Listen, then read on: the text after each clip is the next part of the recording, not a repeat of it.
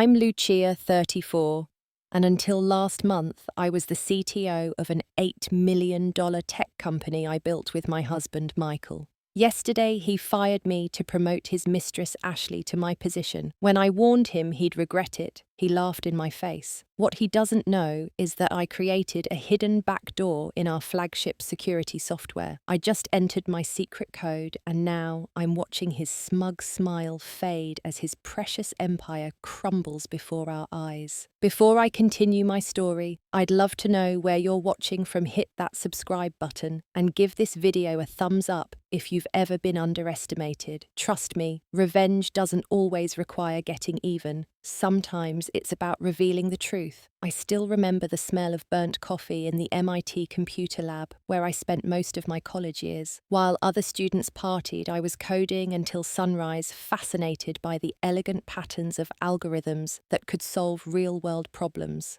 By graduation, I'd already developed 2 patented security protocols that later became the backbone of what would grow into Technova. My professors called me a prodigy. I just thought I was doing what I loved. I met Michael at a tech conference in San Francisco 8 years ago.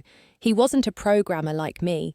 He had a business degree and worked for a venture capital firm, but he understood enough about technology to appreciate my work. We got talking at the after party when he overheard me explaining a security flaw to another developer. "That's brilliant," he said, sliding into the conversation with the confidence that I would later both love and resent. "Have you considered commercializing that approach?" Where I was reserved and analytical, Michael was charismatic and visionary. He could walk into a room and command attention without saying a word. His dark hair was always perfectly styled, his blue eyes intense when he talked about business opportunities. I found myself captivated, not just by his looks, but by how he could translate my technical ideas into market potential. Our romance moved quickly. Within 3 months, we were not only dating, but sketching business plans on napkins at our favorite coffee shop. Michael saw the commercial possibilities in my security algorithms that I had been developing purely for the intellectual challenge. He talked about changing the world, making systems safer, protecting people's data. Together, we could build something revolutionary, he said one night, holding my hands across a dinner table littered with scribbled notes about our future company. "Your brilliance, my business sense. We'd be unstoppable." 6 months after we met, we took the plunge. I left my secure job at a major tech firm. Michael quit the venture capital company. We set up our first office in the garage of the small house we rented together in Palo Alto. We called our company Technova, Michael's idea combining the cutting-edge implications of tech with Nova, suggesting a bright new star in the industry. Those early days were both grueling and exhilarating. We worked 18-hour days, surviving on ramen noodles and cheap takeout. Our office furniture consisted of folding tables from a discount store and chairs we found on Craigslist. I coded while Michael networked, calling every contact from his previous job, arranging meetings with potential investors. Many nights, I fell asleep at my keyboard, waking to find Michael had draped his jacket over my shoulders. Other nights, we'd stay up talking about our dreams for the company, for our future together. We were partners in every sense of the word. "When we make it big," Michael would say, "we'll remember these days fondly. The struggle makes the success sweeter." The first 6 months, we didn't pay ourselves a salary. Every dollar went back into the business. I drained my savings account to keep us afloat. Michael contributed too, but I never questioned that I put in more. We were building our dream together. Bean counting seemed petty. When Michael proposed marriage, he did it with a simple band rather than the flashy diamond I knew he would have preferred to give. We promised each other that this temporary sacrifice would pay off. We got married at City Hall with just 2 friends as witnesses, postponing a real wedding for when we could afford it. "You're not just my wife," Michael said that day. "You're my co-founder, my partner. We're building this empire together, 50-50. Our big break came after a year of hustle. Michael secured a meeting with a mid-sized financial services company looking for better security solutions. I stayed up for 3 days straight, perfecting our demo, showing how our software could detect intrusion attempts that competitors missed. When the company signed a $500,000 contract, we celebrated by ordering champagne and drinking it from our chipped coffee mugs. That night, Michael spun me around our tiny garage office. "This is just the beginning, Lucy," he said, using the nickname only he was allowed to use. "Your genius is going to make us millionaires." That contract allowed us to hire our first 2 employees, another developer to help me and a sales representative to support Michael. 6 months later, we had 10 employees. A year after that, 20. We moved from the garage to a real office space with our logo on the door. Technova was becoming a name in the cybersecurity industry. With success came changes. Michael started wearing tailored suits to investor meetings. He talked about projecting the right image, about how perception mattered in business. I noticed how he became increasingly concerned with status symbols, the watch he wore, the car he drove, where we were seen dining. I remained focused on the technology. While Michael became the face of Technova, I was its brain and heart, developing the products that earned us industry recognition. I didn't mind staying in the background. I'd never been comfortable in the spotlight anyway. "You're the secret weapon," Michael would tell me. "I just make sure the world knows what you've created." I believed him when he said we were still equal partners, even as his CEO title got bigger billing than my CTO role in company materials. I trusted that our shared vision mattered more than titles or public recognition. When we finally secured our first major round of investment funding, we moved from our rental to a beautiful house in one of Silicon Valley's most exclusive neighborhoods. Michael insisted on the address, saying it would impress potential investors. The night we moved in, we stood on our expansive patio overlooking the valley lights. "We've come so far from that garage," I said, leaning against his shoulder. Michael kissed the top of my head. "And we're just getting started, Lucy. Just getting started." I didn't know then how prophetic those words would be, or how our definition of "we" would change as Technova continued to grow. The moment everything changed for Technova came 3 years into our venture when I developed Guardian Shield, a comprehensive security software that could protect enterprise systems against the most sophisticated cyber attacks. What made my algorithm revolutionary was its adaptive learning capability. It could identify potential threats based on subtle pattern changes that other security software missed. When we unveiled Guardian Shield at the annual CyberSec conference, the industry took notice. Orders poured in faster than our small team could process them. Within 6 months, our client list included financial institutions, healthcare companies, and even government contractors. Technova wasn't just profitable, it was becoming an industry leader. As our success grew, so did our company. We expanded to 75 employees and moved to a sleek office building with floor-to-ceiling windows and our logo illuminated in the lobby.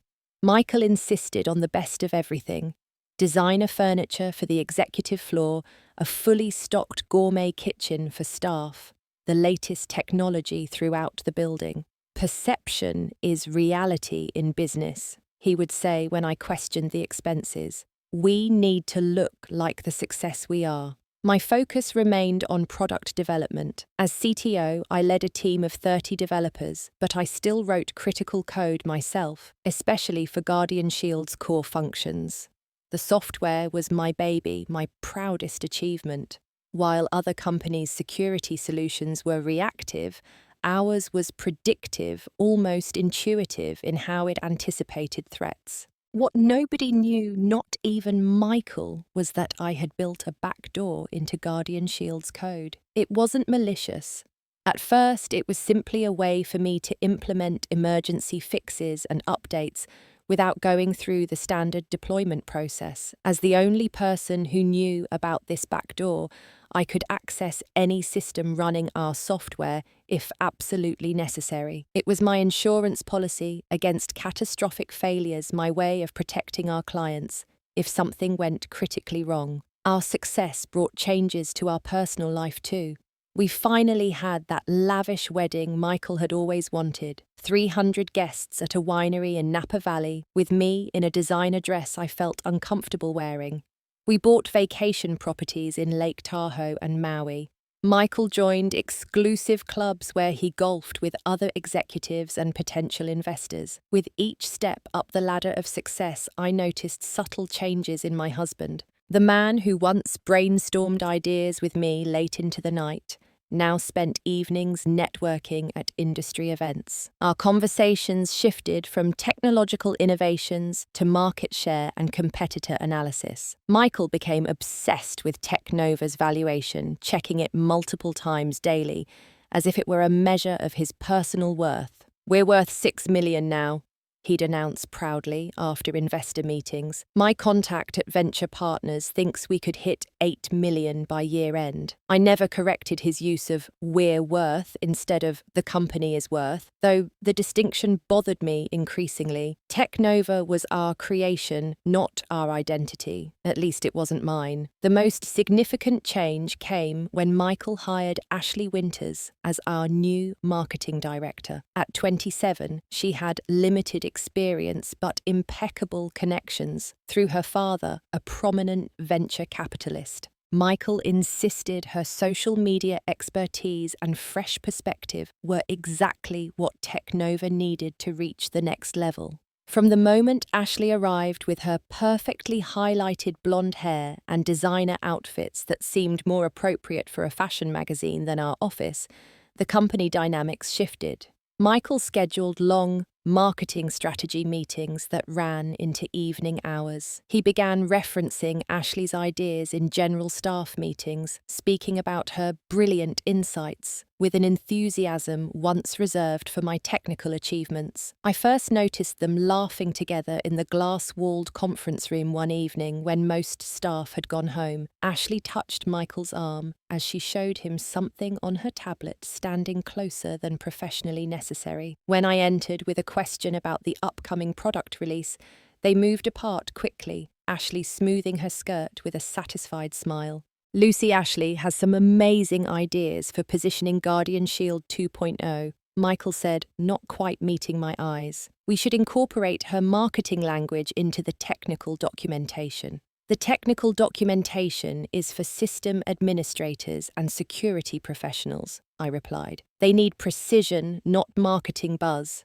"Well, everyone could use a little pizzazz," Ashley said with a laugh that somehow diminished my expertise. "Even the tech nerds." Michael didn't defend me. Instead, he suggested a compromise that was no compromise at all, allowing Ashley to review my team's technical documents before publication. As weeks passed, Michael started coming home later, often smelling of unfamiliar perfume. His excuses were always related to work. Dinner meetings with potential clients, strategy sessions that ran long industry events that were mandatory for the CEO to attend. When I called the office one night and his assistant said he'd left hours ago, Michael claimed they'd moved the meeting to a restaurant. The evidence accumulated slowly but unmistakably. Credit card charges for dinners on nights he claimed to be working late. Text notifications from Ashley that he quickly dismissed when I was nearby. Hotel charges for conferences I knew had ended a day earlier. Despite the growing pit in my stomach, I threw myself into the upcoming release of Guardian Shield 2.0. Work had always been my refuge, and now it became my escape from the growing certainty that my marriage was unraveling alongside my role in the company. The company valuation hit $8 million the same week I found definitive proof of Michael's affair. A misdirected email from Ashley to Michael appeared in my inbox due to a mail server glitch, discussing their amazing night at a hotel and looking forward to when we don't have to hide anymore. That night, when Michael came home, I confronted him with the email. Instead of apologizing or even denying it, he sighed as if I were being unreasonable. Lucy, you know how demanding this business is. You've been so wrapped up in the technical side that you've neglected everything else, including me. He reached for my hand, which I pulled away. Ashley understands the pressures I'm under. She supports me in ways you haven't for a long time. I built this company with you, I said, my voice breaking despite my determination to remain composed. I've supported your vision from day one. The company has evolved, he said with a dismissive wave. It's not just about the technology anymore, it's about relationships, about image. Ashley gets that. His words cut deeper than any admission of physical infidelity. He was rewriting our history, diminishing my contribution to create space for Ashley in both the company narrative and his life. I retreated to the home office where I'd set up a workstation, spending the night reviewing the code for Guardian Shield 2.0. As I scrolled through the algorithms I'd created, I found myself examining the backdoor protocol with new eyes. What had started as a practical tool for emergency fixes now seemed like something else entirely, a way to protect myself in a company that increasingly felt like it was slipping away from me. With trembling fingers, I strengthened the backdoor, carefully documenting the changes in an encrypted file stored on my personal server, not the company system. It was insurance, I told myself. Just insurance for a rainy day. I didn't know then just how soon that downpour would arrive. The signs of my impending professional demise accumulated with painful clarity over the next few months. The exclusion began subtly, Michael forgetting to invite me to strategic planning sessions, then apologizing with a distracted, "It was mostly about marketing anyway." During executive meetings, I noticed how Michael would subtly undermine my authority. When I presented technical roadmaps, he would interrupt with questions that highlighted minute concerns while glossing over significant achievements. His golf buddies on the executive team, men who couldn't write a line of code if their lives depended on it, suddenly had opinions on my department's architecture decisions. Dave wonders if we should consider a more agile approach to the security protocol. Michael would say, referencing our CFO, whose technical expertise ended at Excel spreadsheets. Meanwhile, Ashley's influence grew exponentially. Though her official role was marketing director, she began appearing in technical strategy meetings where she had no relevant expertise. Michael would nod thoughtfully at her suggestions, many of which revealed her fundamental misunderstanding of cybersecurity principles. "Ashley thinks we should make the user interface more colourful," Michael announced during a product development meeting. "She says the blue scheme looks too corporate." The blue scheme was specifically chosen based on user experience research, I countered. It reduces eye strain during extended security monitoring sessions. "Well, Ashley's focus groups disagree," he replied dismissively. "Let's get some mock-ups of her suggestions." The company's annual celebration marked a turning point I couldn't ignore. 5 years after founding Technova in our garage, we had grown to a 75-person operation with an $8 million valuation. The event was held at an exclusive club with stunning views of the bay, with Michael sparing no expense on premium open bars, gourmet catering, and even a celebrity DJ. I wore a simple black cocktail dress while Ashley arrived in a red gown with a plunging neckline that drew every eye in the room. Throughout the evening, I watched her position herself at Michael's side, touching his arm, when she laughed, whispering in his ear during speeches. When Michael took the stage to commemorate our journey, I expected to be called up as co-founder. Instead, he thanked me briefly among a list of early employees before spending several minutes praising Ashley's transformative impact on the company's image. As he raised a toast to Technova's bright future, his eyes found Ashley's, not mine. Later that evening, I overheard 2 developers from my team talking in the restroom. I heard from HR that they're restructuring the technical department, one whispered. Supposedly, Ashley's getting a new role that overlaps with Lucia's. "No way," the other replied. "Lucia built this company. The core product is literally her brainchild." Well, she's not sleeping with the boss, is she?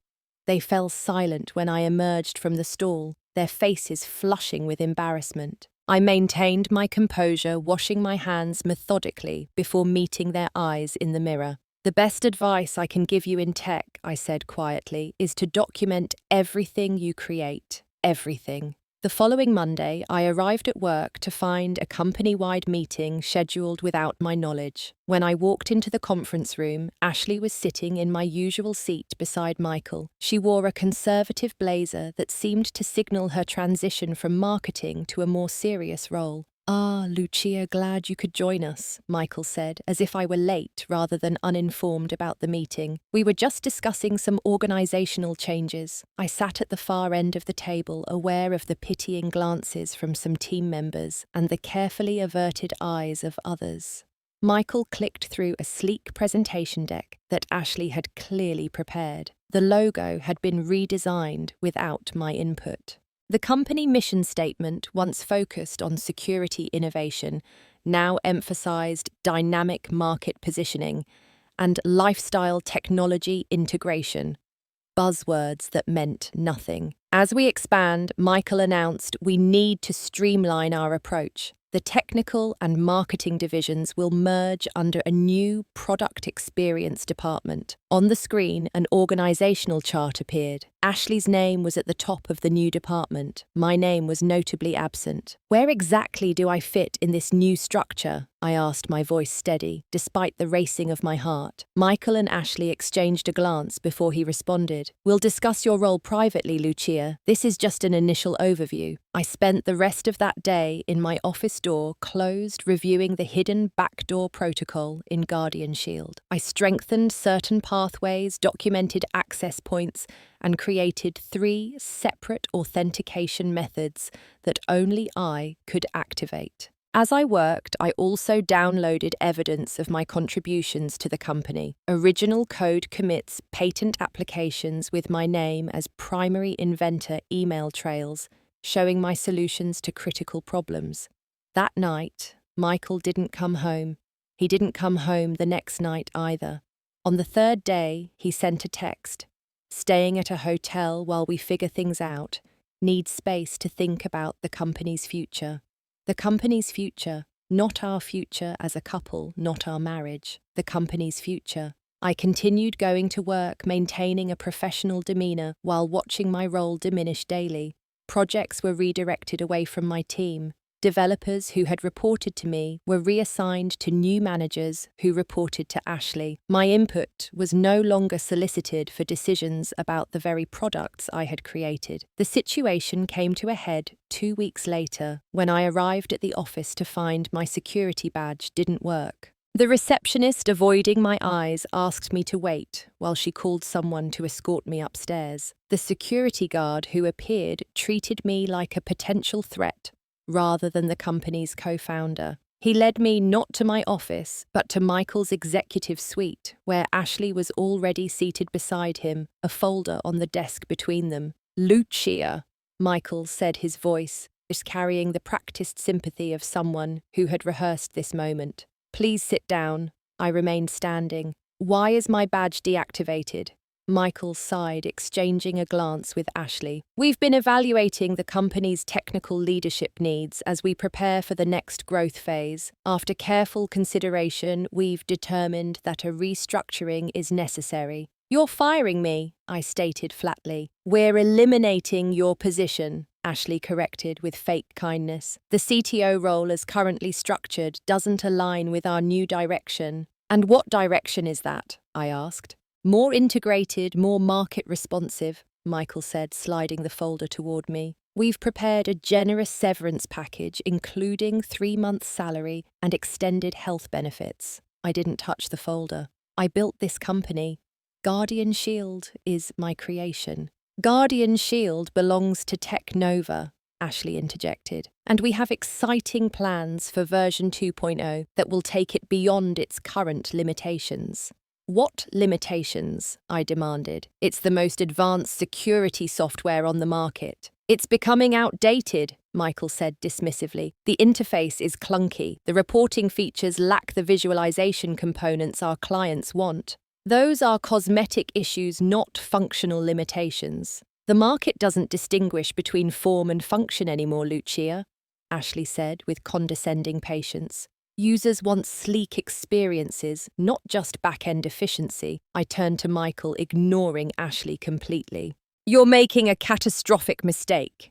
He actually laughed, a short, dismissive sound that scraped against my dignity like sandpaper. No one is irreplaceable, Lucy, not even you. We need someone with fresh perspectives, Ashley added, placing her hand possessively on the arm of Michael's chair. Someone who understands both the technical and marketing aspects. Someone like you, I asked, with your extensive background in what? Instagram filters? Ashley's carefully maintained smile faltered. I've been approved by the board as the new Chief Product Officer, overseeing both development and marketing. The pieces clicked into place. They hadn't just been planning to push me out. They had already secured board approval for Ashley to take over an expanded version of my role. This hadn't happened overnight. This had been orchestrated over months. Michael, I said quietly, you're giving technical oversight of a cybersecurity company to someone who asked last month if the cloud was weather-dependent. His face flushed with anger. That's enough, Lucia. Security will escort you to collect your personal belongings.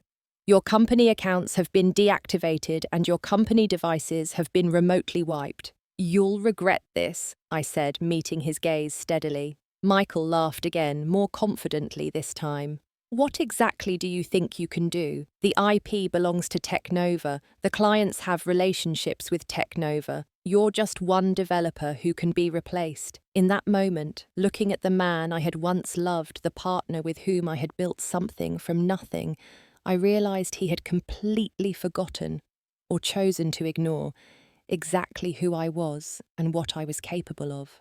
We'll see, I said quietly. Security escorted me to my office where I collected the few personal items I kept there. A photo of my parents, a MIT alumni mug, a small plant. I noticed my computer had already been removed. As we walked through the open office area, I saw the shocked faces of my team members, many avoiding eye contact, out of fear or embarrassment. One young developer, Zoe, who I had personally mentored, approached despite the security guard's warning gesture. This isn't right, Lucia, she whispered. Everyone knows who really built Guardian Shield. I squeezed her hand briefly. Sometimes people forget who holds the real keys to the kingdom. As the security guard led me to the elevator, I caught a final glimpse of the company I had helped create. The sophisticated workstations, the awards lining the walls, many featuring my name, the elegant logo I had helped design in our garage years ago.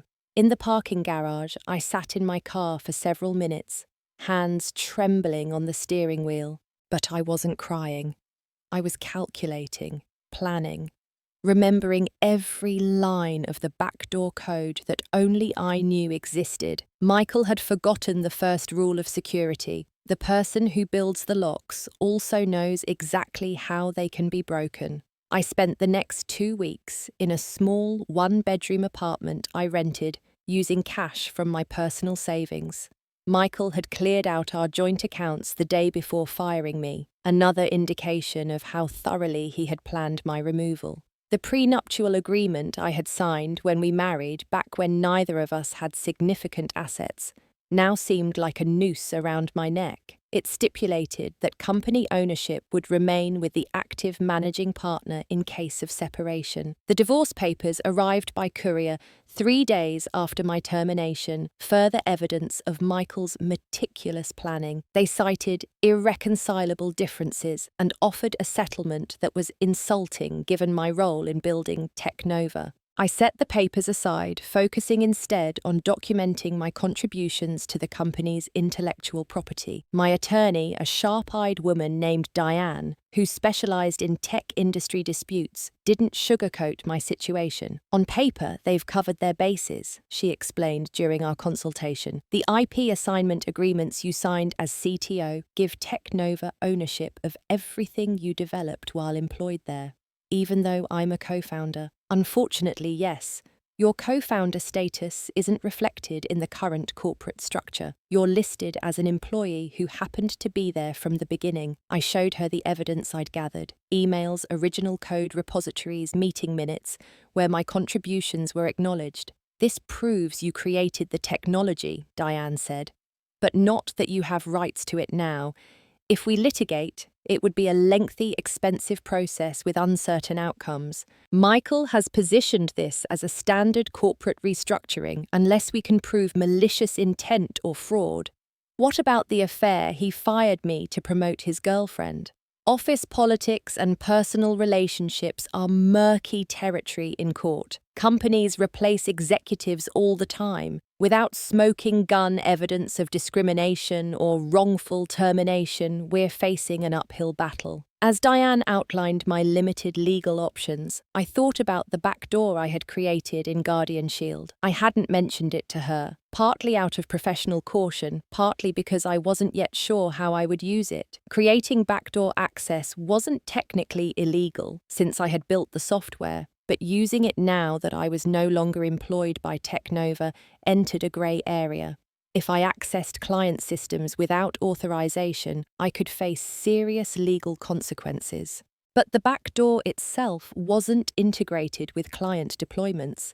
It was a pathway into Technova's own systems, specifically the management console that controlled Guardian Shield's operations. Through that console, I couldn't access client data directly, but I could control how Guardian Shield functioned. I could demonstrate vulnerabilities that only I knew existed. I couldn't destroy the company's technology, but I could reveal its limitations. Limitations that existed because Michael had rushed releases without proper testing, limitations that I had planned to address in updates that now would never happen. More importantly, I could access Technova's internal financial records that I suspected might contain evidence of Michael's mismanagement. After Diane left, I spent hours at my laptop reviewing the code I had developed for Guardian Shield and mapping out exactly what my backdoor could and couldn't do. I created a detailed plan that would expose Michael's unethical behavior without compromising client security. This wasn't about revenge, it was about justice, about truth. Through industry contacts, I learned that Technova was planning a major launch event for Guardian Shield 2.0 in 2 weeks. The event would showcase revolutionary new features to current and prospective clients, industry analysts, and investors. According to my source, Ashley was prominently featured in the promotional materials as the visionary leader behind the product's evolution. The irony was almost painful. Guardian Shield 2.0 was largely my creation. I had completed 90% of the core development before my termination. The revolutionary new features were innovations I had designed now, being presented as if Ashley had conceived them. I also discovered through a sympathetic former colleague that Michael had been systematically transferring company assets to a subsidiary he fully controlled, a subsidiary not mentioned in our divorce proceedings. He had been planning his exit strategy, both from our marriage and from any financial obligation to me, for months. Armed with this knowledge, I made my decision. I would attend the launch event and use my backdoor access to reveal the truth, not just about Guardian Shield's vulnerabilities, but about Michael's financial misconduct. The night before the event, I barely slept. What I was planning wasn't just about salvaging my professional reputation or securing financial compensation. It was about standing up for myself against someone who had taken my work, my company, and my dignity. It was about refusing to be erased from my own story. Morning came, and with it, a strange sense of calm. I dressed carefully in a tailored black suit, professional forgettable, the kind of outfit that would allow me to blend in with the crowd of industry professionals. I swept my dark hair into a sleek bun and applied minimal makeup. Today wasn't about drawing attention to myself until the moment of my choosing. The launch event was being held at an upscale hotel in downtown San Francisco. I arrived early, observing the setup from a coffee shop across the street. Technova banners featured the company's new logo, my original design refreshed with Ashley's touch. Large screens were being configured for the product demonstration, and staff scurried about making last-minute arrangements. Getting in would be the first challenge. Security would be checking badges, and I obviously didn't have one, but I had anticipated this. Through the same sympathetic colleague, I had obtained a vendor badge, not a Technova employee credential, but access granted to the catering company, providing services for the event. I slipped in through the service entrance, nodding confidently to security as I flashed the badge. Once inside, I made my way to the main event hall, where rows of chairs faced a stage. At the back of the room, demonstration stations were set up where attendees could get hands-on experience with Guardian Shield 2.0 after the presentation. These demo stations would be my access point. Each would be running the software on a closed network that connected to Technova's presentation server. If I could access just one of these machines, my backdoor would give me entry to the entire system. I found an inconspicuous spot near the back wall and watched as attendees began to arrive. Industry analysts, potential clients, technology journalists, all the influential people Michael had worked so hard to impress. They mingled in the pre-event reception area, sipping complimentary champagne and exchanging business cards. Then I saw them enter. Michael and Ashley, perfectly coordinated in their professional attire, his hand resting possessively on the small of her back. She wore a cream-coloured dress that conveyed both authority and femininity, while he looked every inch the successful tech CEO in his tailored suit. They moved through the crowd with practiced ease, Michael introducing Ashley as the genius behind Guardian Shield's evolution. My stomach clenched, but I maintained my composure. This wasn't the moment to act, not yet. The lights dimmed, signaling attendees to take their seats. As the crowd moved toward the rows of chairs, I slipped toward the demonstration stations at the back. A young technician was making final adjustments to one of the laptops. When his phone buzzed, he stepped away to take the call, leaving the station momentarily unattended. It was the opportunity I needed. I moved quickly to the laptop, inserted a USB drive containing my access tools, and initiated the backdoor protocol. The process took less than 30 seconds, but it felt like hours as I kept one eye on the technician pacing nearby with his phone pressed to his ear. Just as he turned back toward the station, I removed the USB drive and stepped away, melting into the crowd taking their seats. My heart pounded in my chest, but outwardly I maintained a calm demeanor as I found a seat in the last row, opening my own laptop discreetly on my knees. On stage, the lights came up as an announcer introduced Michael. He strode to the podium with the confidence of someone who believed completely in his own narrative. "Today marks a new chapter for Technova," he began, his voice amplified through the sound system. "Guardian Shield has always been the industry leader in cybersecurity, but with version 2. We're not just raising the bar, we're completely redefining what security means in today's digital landscape." The irony of his words almost made me laugh. The man talking about security had no idea that his system had already been compromised, not by some external hacker, but by the very person who had built it. Michael continued his well-rehearsed speech, throwing around technical terms he barely understood to impress the audience. Then he introduced Ashley, who walked on stage to enthusiastic applause. "When Ashley joined our team," Michael said, smiling at her with undisguised admiration, "she brought a fresh perspective that transformed not just how we market our products, but how we conceptualize them. Guardian Shield 2.0 reflects her innovative vision combined with our world-class engineering team." Ashley took the microphone, tucking her blonde hair behind her ear in a gesture I recognized as her humble tell, a move she used when pretending to be undeserving of praise. "Thank you, Michael. While I can't take credit for the incredible technical achievement Guardian Shield represents, I'm proud to have helped shape its evolution into a more user-centered security solution. As Ashley launched into a presentation filled with marketing jargon and technical inaccuracies, I focused on my laptop. The backdoor connection was active. I navigated through the system architecture, placing myself one keystroke away from activating the protocol I had prepared. I watched as Ashley directed attention to the large screen behind her where a slick animation showed Guardian Shield 2.0 neutralizing threats in real time. The visualization was impressive, but completely divorced from how the software actually functioned, something only a handful of people in the room would recognize. And now, Ashley announced, we'll demonstrate how Guardian Shield 2.0 maintains impenetrable security even against the most sophisticated attacks. That was my cue. As the demonstration began on the main screen, I executed my command sequence. For a moment, nothing happened. Then slowly, the presentation screen flickered.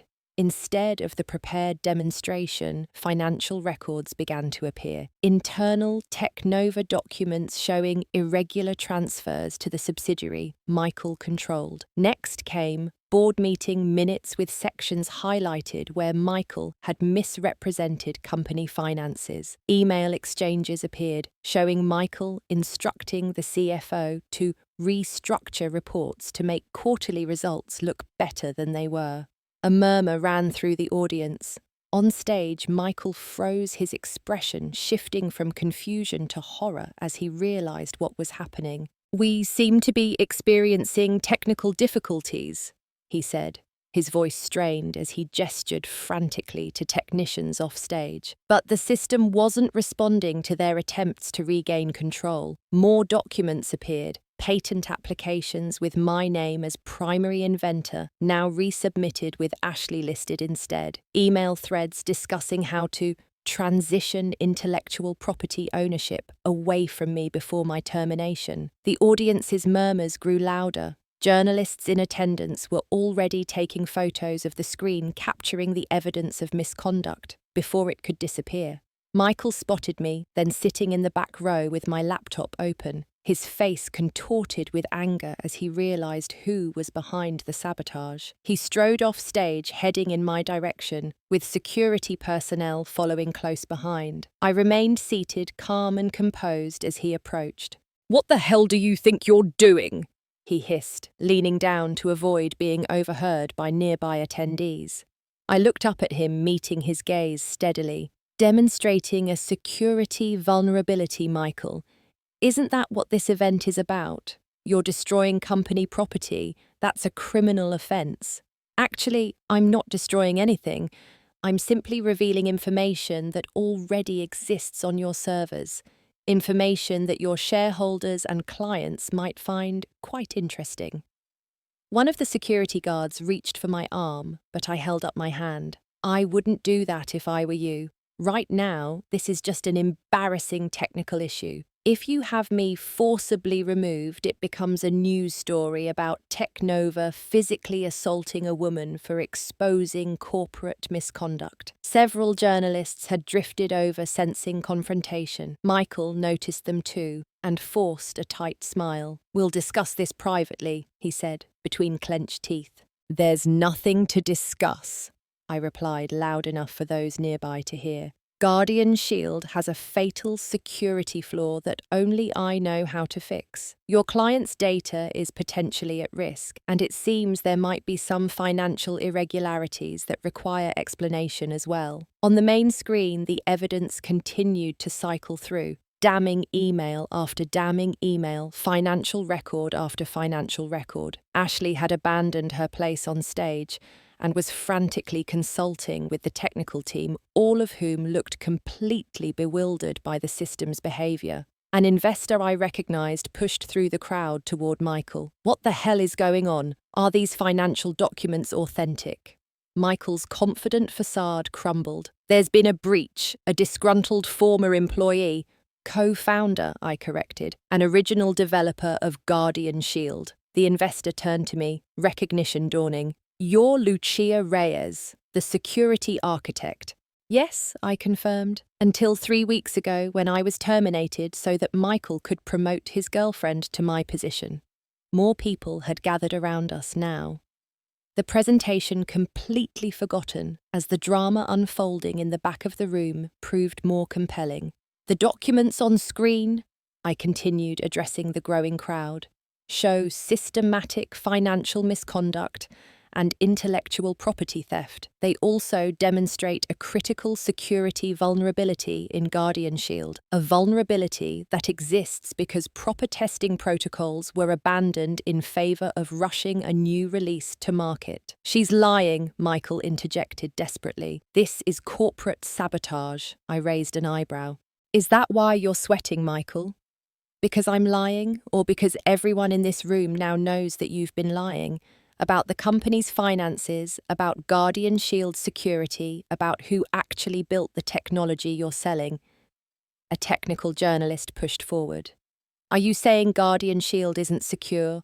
I'm saying that under current management, critical security testing has been neglected in favor of cosmetic updates and marketing hype. The core technology remains sound, but implementation has been compromised. As the implications of my words rippled through the crowd, I saw the moment Michael realized his carefully constructed facade was crumbling. His empire built on my work and maintained through manipulation and deception was falling apart before his eyes. Stop this, he said quietly, his voice no longer commanding but pleading. You're destroying everything we built. No, Michael, I replied, equally quiet, but unwavering. You destroyed it when you decided I was disposable. I'm just bringing the truth to light. With a final keystroke, I terminated the backdoor connection and closed my laptop. The damage was done. The truth was out. As I stood to leave, Michael grabbed my arm, his fingers digging in painfully. You can't walk away from this. You violated federal computer laws. I'll have you arrested. I smiled. Then a genuine smile that seemed to unsettle him more than anger would have. By all means, Michael, call the FBI. I'm sure they'll be very interested in the financial fraud I've just exposed. I'm sure the SEC will have questions too. His grip loosened as the reality of his situation dawned on him. He wasn't just facing embarrassment or temporary setbacks. He was potentially facing criminal charges. I walked out of the event hall with my head held high, leaving behind the chaos of journalists shouting questions, investors demanding explanations, and clients expressing alarm about the security of their data. Outside in the bright San Francisco sunshine, I took my first deep breath as a free woman, free from Michael's manipulation, free from the company that had taken everything from me, free to start again on my own terms. My phone buzzed with a text from Zoe, my former team member. Holy shit, Lucia. The office is in meltdown. What did you do? I didn't respond immediately. Instead, I walked to a nearby park and sat on a bench watching children play without a care in the world. For the first time in years, I felt unburdened, not by grief or anger, but by the weight of pretending that everything was okay when it wasn't. The truth had a way of demanding its own release, like water finding the smallest crack in a dam. Today, I hadn't destroyed Tech Nova. I had simply removed the finger that had been plugging the leak, allowing reality to flood in where deception had once held firm. What happened next would be up to the board, the investors, the clients, and perhaps even federal investigators.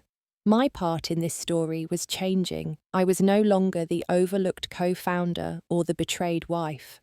I was Lucia Reyes, security architect, and I had just demonstrated the most important security principle of all. The weakest link in any system isn't the technology, it's the people who think they can't be touched. The implosion of Tech Nova happened faster than even I anticipated. By evening, technology news sites were running headlines about the meltdown at security giant's product launch. Financial blogs speculated about the company's future given the alleged financial improprieties. Security forums buzzed with discussions about Guardian Shield's vulnerabilities.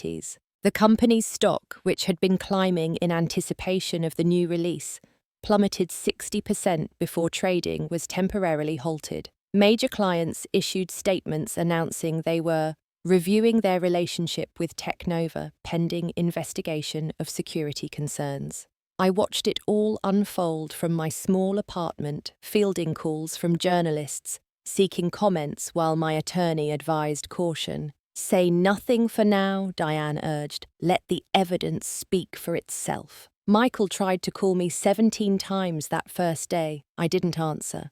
The only communication I acknowledged was a text from Richard Voss, the chairman of Teknova's board. We need to talk. This isn't just about Michael. I agreed to meet Richard the following morning at his private office away from Teknova headquarters. Richard had been one of Teknova's early investors and had always treated me with professional respect, though he had remained silent during the events leading to my termination. When I arrived, Richard looked like he hadn't slept. The usually impeccable venture capitalist had loosened his tie and worry lines creased his forehead. The board has called an emergency meeting, he said, after I declined his offer of coffee. Federal investigators have already requested documents. 3 major clients have suspended their contracts. I'm not surprised, I replied evenly. Richard studied me for a moment. You destroyed 5 years of work in 5 minutes. No, Richard, I exposed the truth. There's a difference. He sighed, rubbing his temples. How long have you known about the financial irregularities? I only confirmed them recently, but I suspected for months. Michael became secretive about company finances as soon as he started his relationship with Ashley.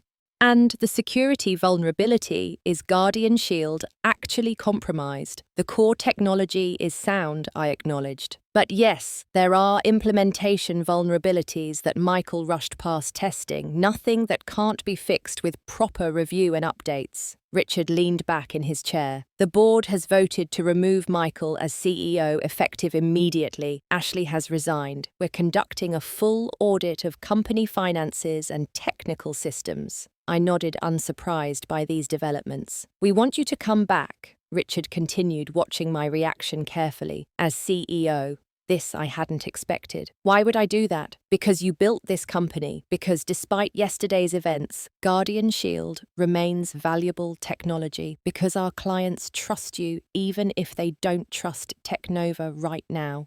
I considered his offer, thinking about the years I had poured into building Teknova, the pride I had felt watching our software protect vital systems around the world. I'd need majority ownership, I said finally. Not just equity, but voting control. Richard winced, but didn't seem surprised. The board anticipated that. We're prepared to offer 30%.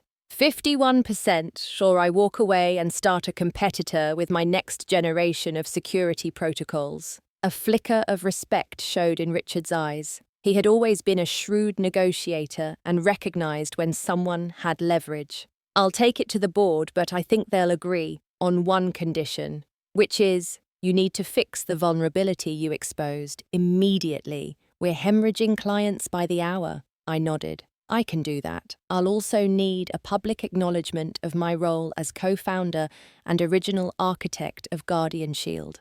Done. Anything else? I thought about Michael, about the company he had taken from me, about the years of my life invested in building something I had nearly lost. Yes, I want a new board of directors, one with equal gender representation and actual technical expertise, not just Michael's golf buddies. Richard smiled slightly. You've certainly learned to play hardball.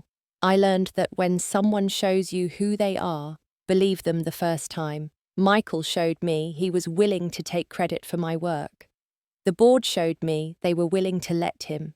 2 days later, I walked back into Teknova headquarters, not as the overlooked CTO, but as the new CEO with majority ownership. The atmosphere was subdued, employees uncertain about the company's future and their place in it.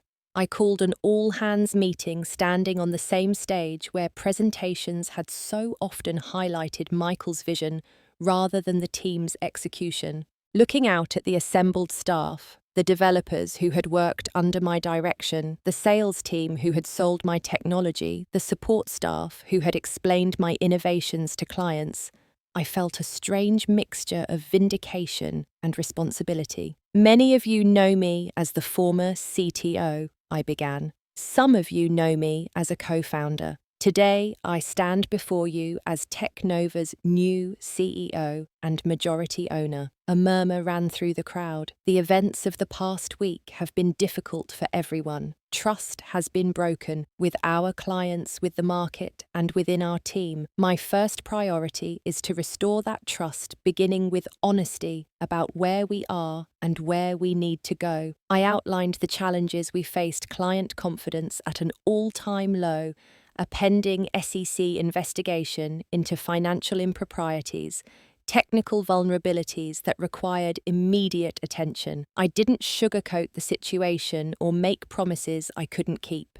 Some of you may be wondering why I'm back after what happened. The answer is simple. I believe in what we built. Not the company culture that developed under previous leadership, but the core mission of creating technology that genuinely protects people and organizations. By the end of the meeting, I had assigned emergency response teams to address the security issues, established a client communication task force, and announced a company-wide audit of all processes and protocols. As employees filed out, Zoe approached me. "Welcome back, boss," she said with a grin. For what it's worth, most of the technical team is thrilled. We knew who really built Guardian Shield. "Thank you," I replied. "I'll need everyone's support to rebuild." "You have it, after what Michael did." Well, let's just say loyalty has to be earned, not demanded.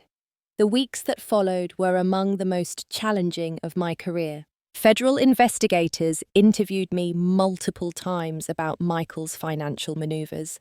Clients required personal assurances before renewing contracts. The press alternately portrayed me as a whistleblower hero or a vengeful ex-wife. Michael, facing multiple investigations and civil lawsuits, attempted to paint me as the villain. In a particularly desperate move, he filed a countersuit claiming I had violated computer fraud laws by accessing Technova systems after my termination. His case fell apart when evidence emerged that he had been planning to fire me for months while systematically taking credit for my work. Emails between Michael and Ashley revealed their strategy. Once Lucia's gone, we'll rebrand her contributions as collaborative efforts. No one will remember she was the original architect in 6 months. Ashley attempted to save herself by turning on Michael, providing investigators with details of financial improprieties in exchange for immunity. Last I heard, she was working for a small marketing firm in Portland, her aspirations of tech industry leadership thoroughly demolished. 3 months after the product launch debacle, Technova had stabilized. We had retained 80% of our clients after addressing the security vulnerabilities and implementing more rigorous testing protocols. The company valuation had recovered to about 60% of its pre-collapse level, not fully healed but no longer in critical condition. More importantly, I had restructured the company according to my values. The new board of directors included respected technologists and security experts with equal gender representation. I established a scholarship program for women in computer science funded by company profits.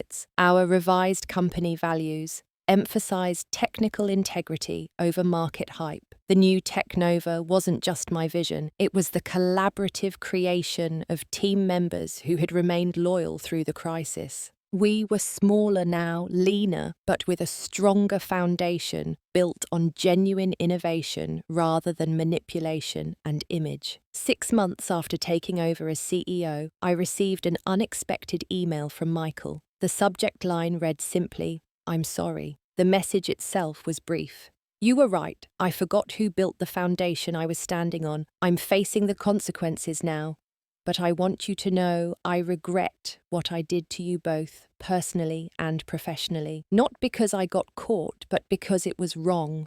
I didn't respond. Some bridges once burned can't be rebuilt. some betrayals cut too deep for words to heal. Instead, I channeled my energy into building something that couldn't be taken from me again. Technova 2.0 wasn't just a company, it was proof that integrity and innovation could coexist, that technical excellence didn't have to be sacrificed for market appeal, that the person who builds something deserves credit for its success. A year after the collapse and rebirth of Technova, I stood on stage at the same conference where I had first met Michael 8 years earlier. This time, I wasn't an attendee or even a presenting engineer. I was the keynote speaker addressing hundreds of technology professionals about ethical leadership in the digital security space. The greatest security threat isn't always external, I told the audience. Sometimes it's the erosion of integrity from within. Sometimes it's forgetting that technology without ethics is just machinery without a soul. As I looked out at the faces of industry colleagues, aspiring developers, and even competitors, I felt a sense of closure. The company I had built had nearly been taken from me, but in fighting to reclaim it, I had created something stronger, something truly mine. After the keynote, a young woman approached me, clutching a conference program nervously. "Ms. Reyes, your story inspired me to switch my major to computer science. Everyone talks about the technical challenges, but you showed me that the human challenges matter just as much." Her words reminded me of something I had almost forgotten in the whirlwind of the past year. Beyond stock valuations and market share, beyond code and algorithms, our work affects real people. The security protocols I developed protected hospital systems, banking records, personal communications, the digital infrastructure of countless lives. That night, I added a new commitment to Technova's mission statement. We build technology that serves humanity, led by humans who never forget their responsibility to serve. The empire Michael had tried to take from me hadn't just been recovered, it had been transformed into something he could never have built on his own. Something authentic, something ethical, something that would outlast both of us, and that perhaps was the most satisfying revenge of all. Have you ever been underestimated in your career or personal life? I'd love to hear how you handled it in the comments below. Don't forget to subscribe to hear more stories about standing up for yourself in difficult situations. If this resonated with you, please share it with someone who might need a reminder of their own value and power. Thank you for listening to my journey. Remember, your greatest strength often lies in the skills others try to diminish. Like for more empowering stories,